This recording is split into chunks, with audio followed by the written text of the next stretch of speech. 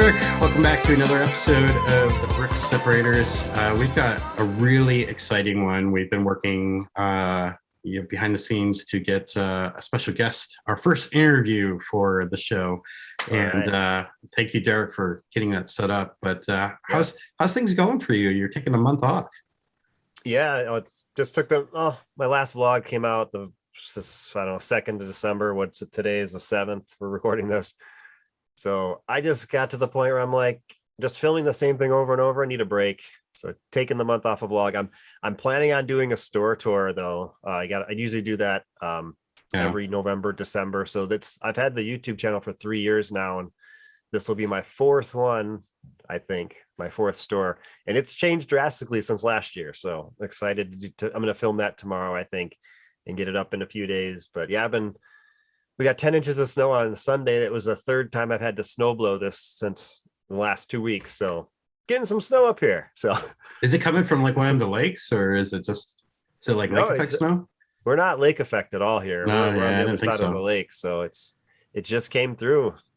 For those of you that don't know, that don't live near one of the Great Lakes, lake effect snow is like when the water on the lake is so deep, it takes a long time for it to get cold.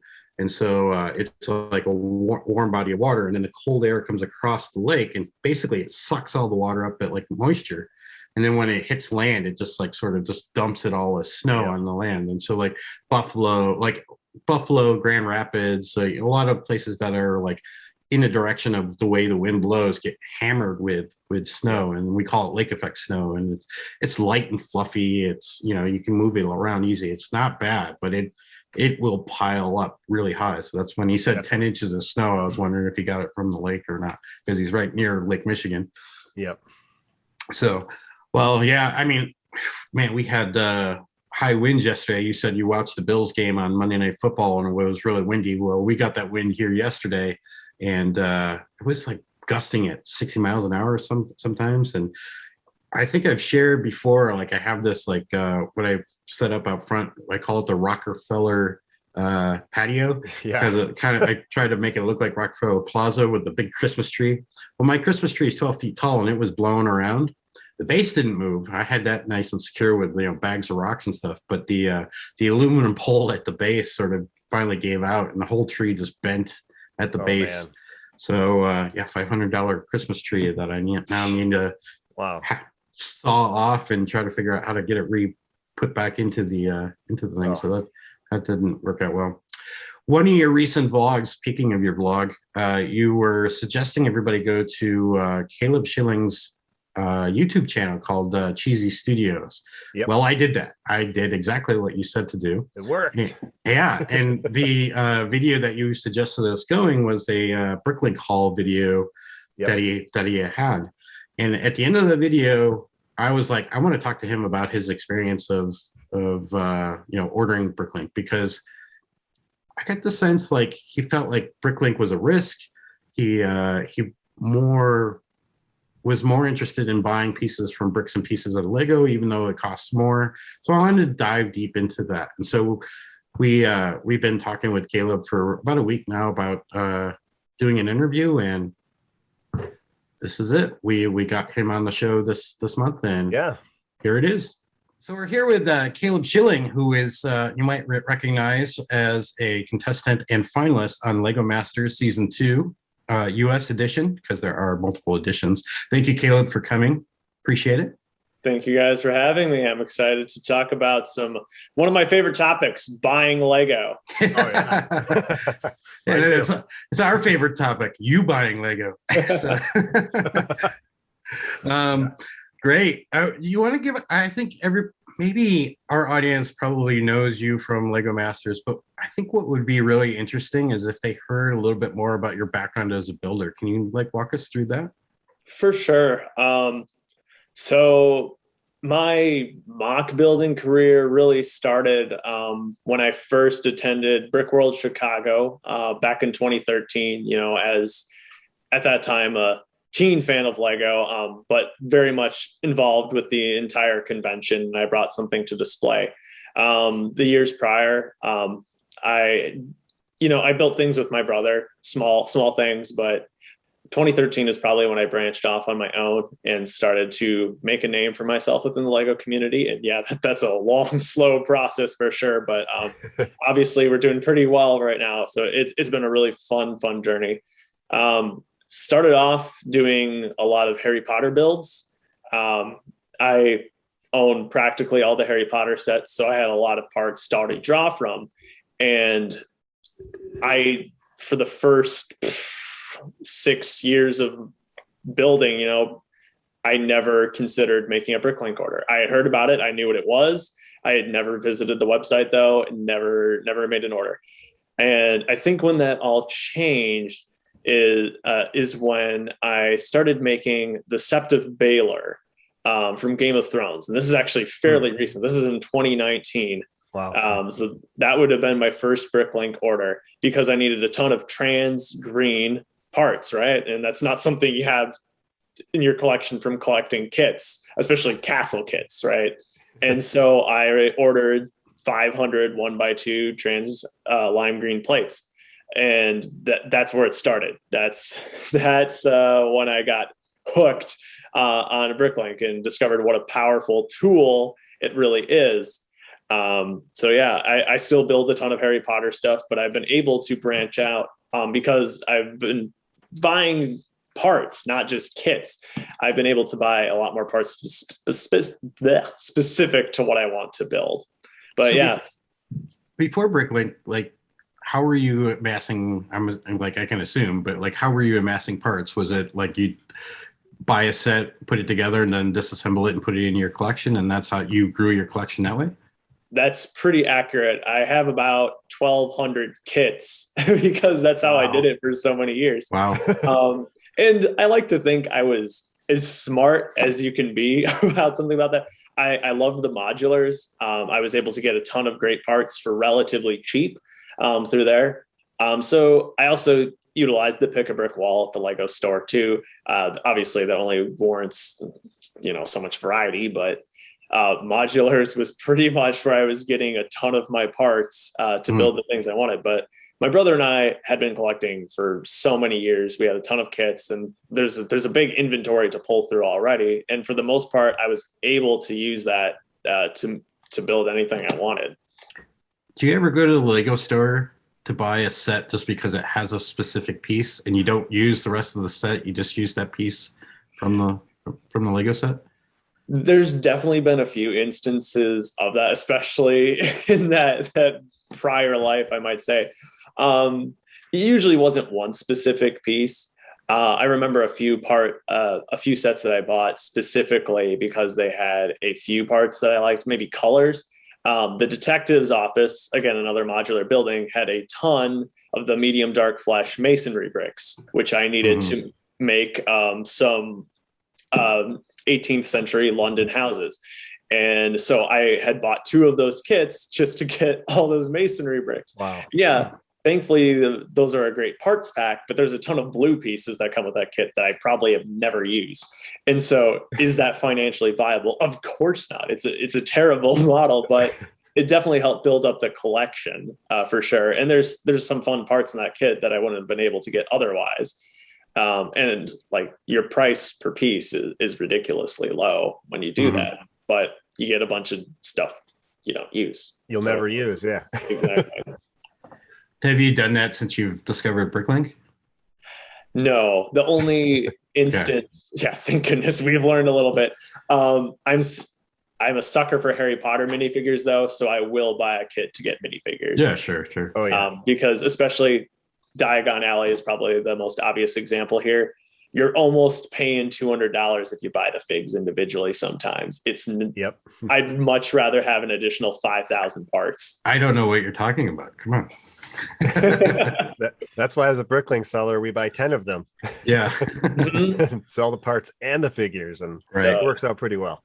Usually in separate stores too. So, cool. I think we really wanted to talk to you, and Derek on his channel recently put a shout out onto your channel, Cheesy Studios, which I think is which I I followed his advice and watched the video that he recommended, which was your recent BrickLink haul video, which I watched, and I was like, at the end of that video, I was like, I want to interview him for your BrickLinking experience. But then I watched the rest of your videos, and I gotta say, if you guys want to watch or know anything about Lego Masters and the experience that Caleb had, there is a 3-part. I think each video is like an hour long, where Caleb and Audrey, which is your new wife, congratulations, Thank you. Interviewed a lot of the cast from Lego Masters Seasons 2 and got pulled out some amazing stories. So we're not going to talk about Lego Masters because I want to push everybody to your channel and watch those 3 videos. I think that's amazing set of series of content that everybody should go watch.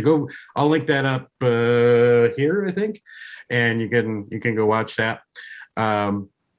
Great stuff. Do you little video editing geeking here? Do you do all your video editing? Because it's really good.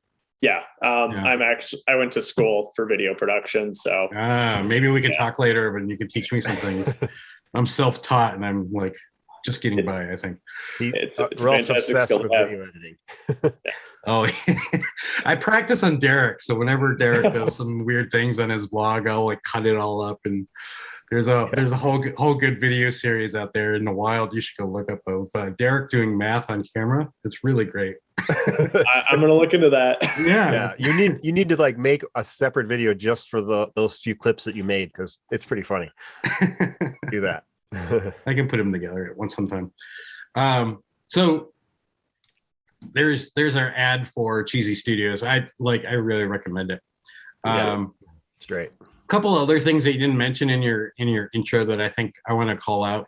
I found a video and I was watching it right before we got on the call, and I think it was like one of your drama teachers, I think.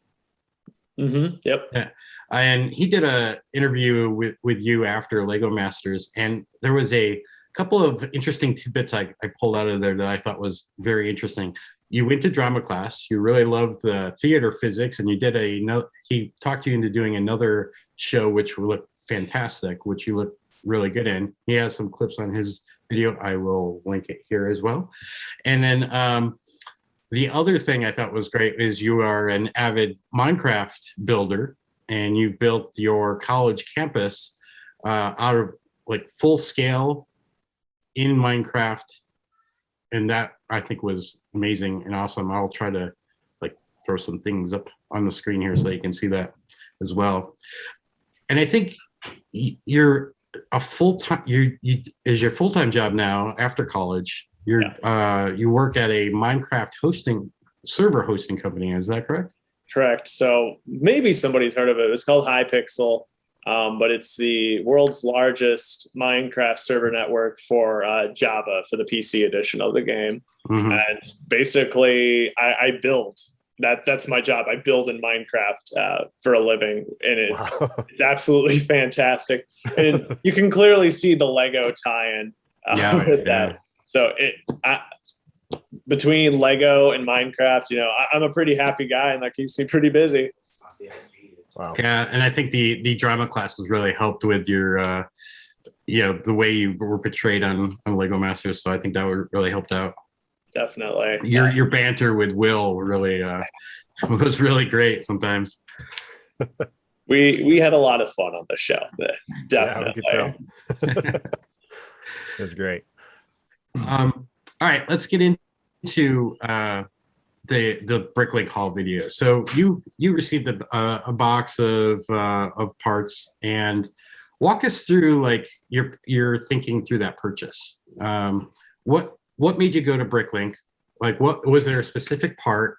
And then when you found that part, it seemed like you went shopping in the store and found some interesting pieces. Can you walk us through your shopping experience and how you typically do it? For sure. I'm guessing I'm still a bit of an unusual buyer when it comes to BrickLink, because I go there for typically just one or two things, but my goal is always to justify that shipping cost in the end, and to fill out a BrickLink order. I mean, if you're not spending a good 3 hours on that cart, in my opinion, you're doing it wrong. It's all about efficiency. So there's 2 castle contests running this winter, and I'm hoping to get involved in some of them. So we're going to see how that works out.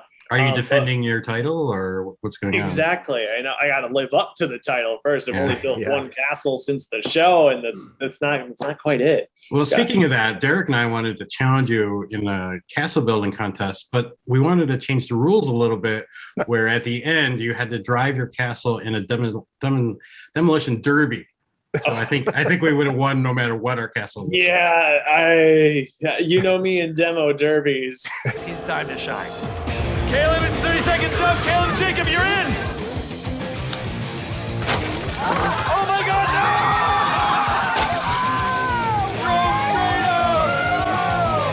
no!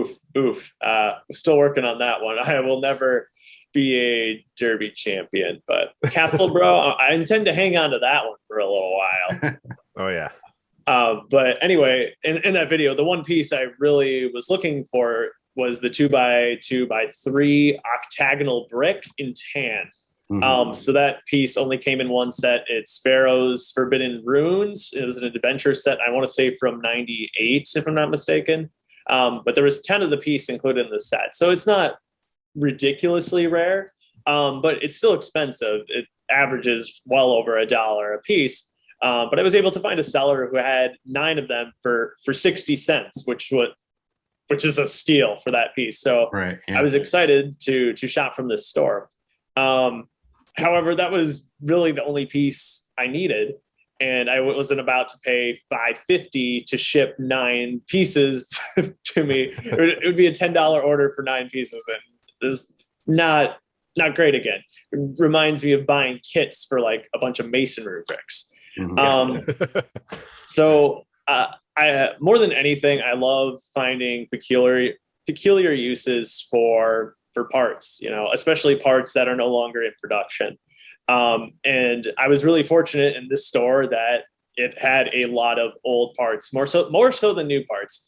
You can tell this is someone who is buying up bulk lots and parting them out, because they're all very used pieces, but still had a lot of variety. I want to say the seller probably had 10,000 different lots, which is always super exciting to me. That's my favorite number to look for, when I'm shopping somewhere. Because variety means a great deal to me. It means there's a lot more options, probably something a little more interesting that'll tickle my fancy. From there, I typically look by color, because my builds tend to be certain colors. So tan bricks are always the one I go through first, because I'm a big Harry Potter guy. Hogwarts Castle is tan. And that's really where I start as a buyer, is looking for interesting pieces that I can hopefully use in the colors that I tend to use most. I'm never going to look at the yellow category because it's not interesting to me. And there's other things like that, like paint or the new pinks, in some of those friends colors, blues. Like I don't build things in those colors. So dark orange, grays, those are the colors I go to. But I also love looking at the discontinued stuff. So seller has something in sand red, I'm going to at least look at it. When it's $1 a piece, I'm going to have to tell myself no, but sand purple too. I'm a big fan of, wait for it. Oh, where'd I put it? One of my favorite kits is one of my favorite themes, probably my favorite space theme, Life on Mars. Of course, one of the only themes to actually have sand purple in it. So I'm always happy to pick up a few more of those, because. And you picked up those on the box there. Can you lift the box back up? Yeah, definitely. In that order, you picked up those purple, the sand purple ones. Yeah, right there. Yeah. You picked up a bunch of. Yeah. Do you have plans for that piece, or did you just think it was awesome and? Yeah. So actually, what's really interesting about this set, there's 2 versions of this set available on the market. There's 2 versions of this piece. I can probably pull it here. Just give me 1 second. I made a little path of destruction there. I had to pull one off the model real quick.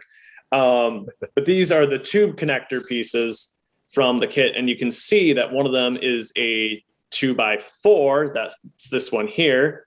And then the other one is 3x4. So this is actually a little longer.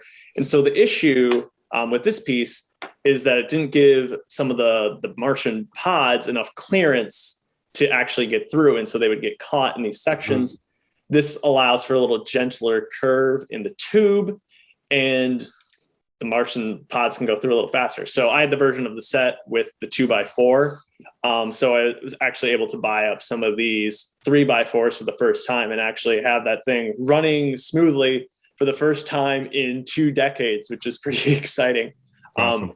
Nice. But the only reason I found out this piece existed was because I checked that sand purple lot one day, and I saw both of these items listed by one of the sellers. And I was like, I didn't even realize that they made this, because I have the 3x4 in trans clear from Mars Mission, because the 2x4 was completely phased out back when the set was made in 2001.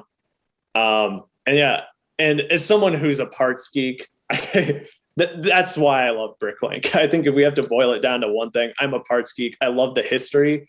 Yeah. And that is why BrickLink is superior to Bricks and Pieces, because it has the history. Yep. It has parts that date back to the very beginning. And that's what's so awesome. You can find these pieces, which are a literal piece of history. These are 20 years old. They will never be produced again. Definitely not in sand purple. And that's fascinating to me. And I look forward to finding a use for these. And I can't tell you what I'm going to dream up, because I have no idea. This looks like the most useless piece ever. But I'm going to put my mind to it one of these days. I'm going to make something out of sand purple something. It's going to be awesome. And that's an opportunity that only BrickLink would afford, because you can't pick up anything in sand purple anywhere else besides if you buy the kit, on eBay or whatever. And that's even worse than buying directly from Lego to get certain parts. Yeah. Oh yeah, I saw on eBay, so I saw a lot on there. But one question, like when you mentioned when you see a part that you like a sand red part, but it's $1, do you actually like check the price of some of the parts, or do you just know them, or do you do any type of research when you're not sure if you're overpaying for something? Yeah, definitely. I mentioned earlier, the buying something from BrickLink should at least take 3 hours, because there's a lot of research that goes into it. I typically aim for below average. It depends on how badly I need a part. Yeah. And obviously, stores with a greater variety of parts tend to price a little higher, which is fair. But I don't want to pay $1 for a piece. I know I can get 50 cents, pretty much anywhere else, unless I really, really need that piece. So for someone who typically doesn't build like in a digital designer, who builds exclusively with the physical bricks and exclusively with the parts available to them, I am not so attached to finding X amount of this certain brick. I am looking for a piece that could potentially fill that gap, or potentially create a detail like what I'm looking for. And that's why I shop the way I do. Yeah, there's some parts that I would like to have more in my arsenal. That's where the 2x2x3 octagonal brick shows up, right? I don't have a lot of those, but I could see it being used in something. I don't have a particular purpose for it in mind, but I know it's something I will be putting to use.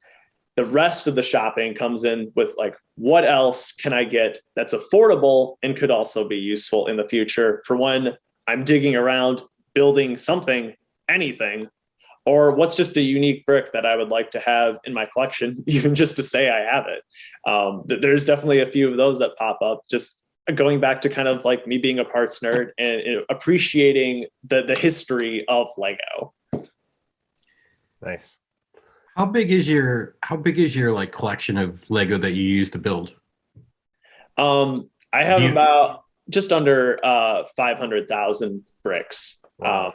So like there is a lot to pull from, for sure. And that's why I don't need to go to BrickLink to buy 100 1x2 bricks.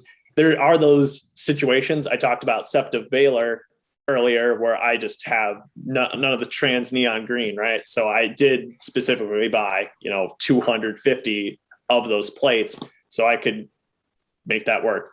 Wow. Obviously, trans neon green isn't a terribly diverse color either, so my options are kind of limited there. So how often are you building? Well, things have slowed down quite a bit. I've just moved, and so right now we're on project move into the new house and set up the sorting system. If you give me a second here, I'll show you just the horrible. Hence the new studio that you're.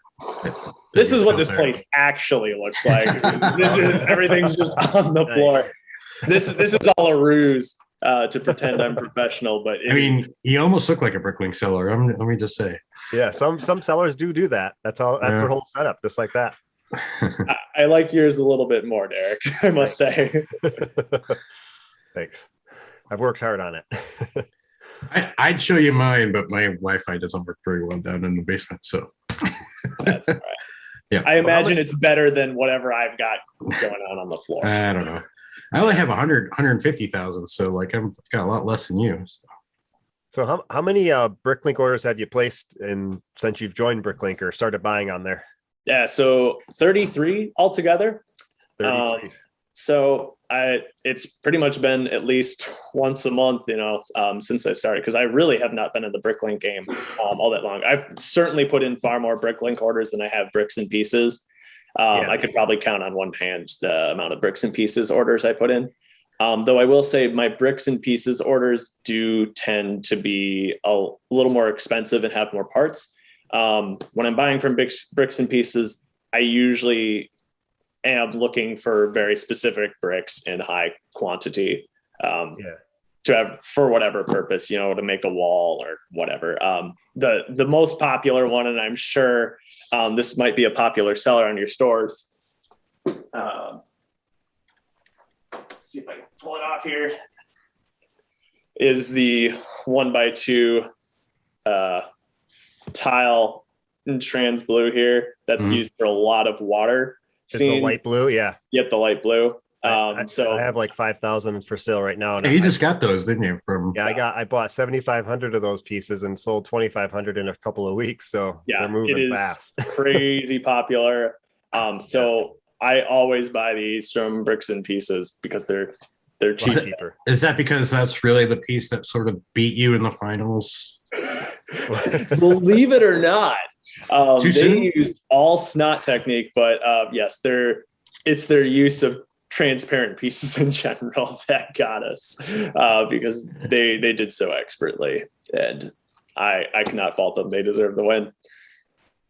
Here's some information here real quick. I want you to guess.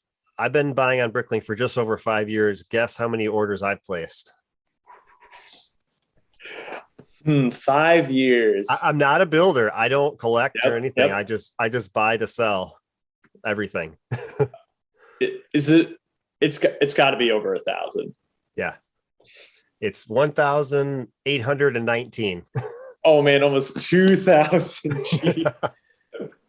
I pulled up my placed orders because when you said 33 orders, I'm like, I probably did that last month. Yeah, that's the thing. I've sold some minifigures, but that's about it. I don't sell my bricks. I love my bricks very much, and I'd like to keep them forever. No, this is just us placing orders. It's not even selling orders. I've had over 7,000 orders that people purchase from me. So and that's a lot of work. Yes, it is. To do a good order too, and I'm sure we'll get on that because I've gotten orders that definitely took more work than some others. Yeah. Before we move on to that, I wanted to talk about your mentioning of bricks and pieces, and you say it's a little bit more expensive, but can you talk a little bit more about why you go there? What makes it easier to go there versus like go to a BrickLink seller, and what are the advantages for you versus like saying a BrickLink order for pieces? Bricks and Pieces is where you go for new parts, like molds that were just introduced. That is like obviously the perfect example right now is the Falcon Knights, right? They are dirt cheap. It does not make sense for a BrickLink seller to sell a Falcon Knight torso at the price that Lego can sell it. And that, especially, at the start of every year, it's always fun to go on Bricks and Pieces. check new elementary, see what's new, see what you can add to your collection, especially when it comes to new animals, things like that that are going to be really hard to find in kits. That would be way too unrealistic to buy a kit for. Things like that. I think of my last Bricks and Pieces order, which was quite some time ago, but I had purchased a number of course, the wrongly priced drum lacquered gold bananas. Oh, yep, the 2 cents. The tiles, things like that. Sometimes you get real lucky on Bricks and Pieces like that. But those two were also just new pieces. I also got a lot of the drum lacquered silver pieces that came in the space shuttle. Those were some of the other things I bought. Just things that are going to be quite expensive to obtain on BrickLink because either you have to get them all through Bricks and Pieces to begin with, or you're parting out shuttles, both of which mean they're going to be more expensive. So that is really what I appreciate about Bricks and Pieces, especially another one, printed tiles that come out in new sets. That's a great way to get them. A lot of them very, very affordably. Interesting. Definitely. So let's talk about bad BrickLink orders, because your BrickLink haul was a little bit of a bad experience for you. But then you alluded to towards the end of the video, like BrickLink is sort of a risk you take when you place an order. I would love to unpack that and understand a little bit more, like what are the bad experiences you're having, and what can we do as sellers to make that better for you? Yeah. So I hope I'm just unlucky in that I would say about 20% of my orders have some sort of flaw with them, which is ridiculously high, because that's common. I say that's real common, right on point. Yeah. That hurts my heart, but I have yet to hear otherwise. Nobody has a perfect thing. And usually it's small things. If I order 30 of a small part and 29 show up, I'm not going to bash the seller for that. I'm not even going to bring it up. It's not worth it. I probably paid, less than 10 cents for that piece. Like, I didn't lose anything. It's just going to make the seller angry at me. It's going to cause me stress trying to get that brick. It's not worth it. I think the most frustrating error that I consistently encounter, and this happened with my last order, is miscolored parts. Because I mentioned this earlier, I shop by color. That is the most important thing. And of course, you guys know better than anyone, price is not consistent across color. Right. That would be insane to assume. Like a sand red 2x4 is worth 100 times more than a sand or just a regular blue 2x4, right? Right. Mm-hmm. It's like, and so there was an instance of that where I bought a trans orange windshield, and I received trans black. Right. And trans black is so common. It comes in every Star Wars set ever. It means nothing. I've got tons of them. I don't use them, but I was looking to make a Mars mission mock sometime in the future, which is specifically trans orange. And that part only came in trans orange with Mars mission quite a while ago. It's not a rare part, but it is not a common part, and is definitely more expensive in trans orange.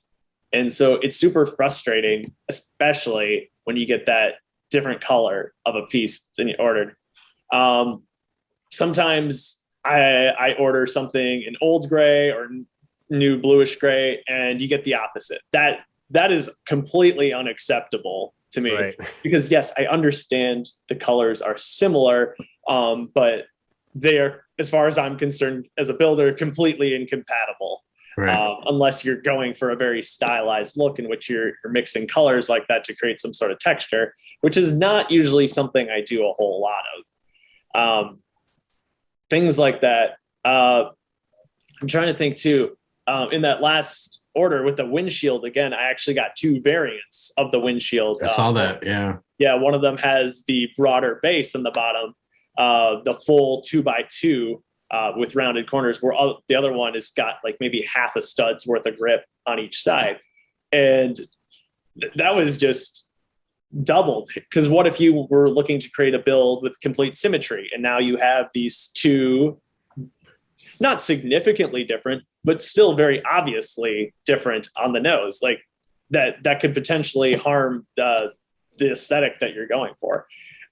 So to some degree, it's not critical that you differentiate by, the year of the part, but I appreciate it to a great extent when someone does, or at the very least, you need to say that you aren't differentiating, right? These mold variations you're just talking about, right? Exactly. Yeah. And this seller did not. They said they had this specific mold in trans orange. So there was so much going wrong there. So much wrong, thankfully, they gave me a refund for more than it was worth, but I'm still out the part. Yeah, you have to go to another store and pay shipping. Exactly, and it's going to cost me more than the refund by a lot. Yeah. Especially when you spend 3 hours picking in the next order, and then As a buyer, do you expect to be refunded like your shipping costs? Because sometimes I get well, I don't really have the problem. I mean, someone might, I personally go to stores to buy certain minifig parts, right? Some that are more rare. I'll go, okay, I'm going to go to this store, buy this torso they have, and then try to, get more, like you said, to make it worth it. And I just place so many orders. Like you said, sometimes you get something bad. I don't even complain if it's like under $2 or $3. I just move on, because most of my orders are probably $40 to $50, right? But would you expect the shipping to be refunded if, say, you spent $20 on parts, $5 on shipping, and the one part you came for, which is that you paid, bought $5 worth of it, was wrong completely, or they didn't have it? Would you expect? Definitely not. Not for a part anyway. If I bought a minifigure that they advertised as new and I find that thing has a crack in the torso or something awful like that, I would want a pretty significant refund to get that thing replaced. For this instance, it was a 40-cent part that I tried to buy two of. It wasn't a big deal. I'm glad that he at least refunded the cost of the part and then some, but I would never expect him to refund shipping, because I'm just hurting him at that point. It's unrealistic for a part of that value, right? So no, and there's not been a lot of situations where I have felt like really, really juked, right? Where I've totally been ripped off. This was actually the first time that I had felt the need to ask for a refund. Some other times I just said, hey, just want to let you know this was wrong. I don't need a refund, but make sure you don't do this to someone else again. I'll give you positive feedback, but don't do this again. Because it's usually just a few parts. I don't buy a lot of crazy valuable parts. And when I do, they have historically been pretty accurate. Thankfully, it's those smaller pieces that I buy in bulk that tend to get messed up a little bit. I think, surprisingly, my experience with minifigures has been really positive. I'll order a minifigure that is used and it will come to me like new. That has happened more often than me ordering a new minifigure and finding it to be used. Actually, I've never had that experience, thankfully. Because I think the seller knows that I would shut them down pretty fast. If that review showed up on their feedback, sold me a used minifigure as new, I think they're going to be losing quite a bit of sales. Definitely. I know feedback's the pain point at times, but you gotta be honest. You gotta call out the sellers that do it, but in a way, you also don't want to be a jerk, just for like $1. It's you just gotta be realistic about it, but you still, I don't know, just put a bunch of wild cards and then put the bad thing. Someone might see it, but it's terrible that neutral feedback on BrickLink hurts the seller. Negative feedback should be the only thing that hurts a seller. Neutral is kind of just to say something went wrong, but I'm okay with it. But it takes your percentage of your feedback score down when someone leaves neutral. So that's something I wish BrickLink would correct. I've told them in surveys, but I like how you mentioned that in your video, that I want to leave them neutral feedback, but I'm not going to do it. Probably not going to do it. That's because it does affect me when people do that to me. And because you're totally right, and I know it negatively affects sellers, and that's what I've never actually left neutral feedback on anyone or negative, because as long as like I don't feel like they are deliberately ripping me off, I'm not going to do that, because I get mistakes happen. This is a hobby in which we are dealing with minuscule pieces. Like it is hard to get it right, especially when some of these people are not what I would consider to be fans of Lego. They are just doing this strictly as a business and might not have the knowledge required to make it work. Yes, I'd rather have them not be trying to sell me things if they don't have the knowledge of how it works. But you do have to be understanding, and especially if they're getting most of the order right and trying to do right by you at the end. I think that's definitely still worth the praise remark, because I've never had someone just flat out ignore me when I've said, hey, this is wrong. Everyone's been like so apologetic because they're scared, I'm going to drop that neutral if they don't like go above and beyond, at least in what they say. It's always surprised me, because I love reading through the negative reviews. It's very entertaining to go through a big store and see like what has happened to some of these people. And like the seller like never responded to me. It's been 2 years and I hate them. And I've never had anything close to that.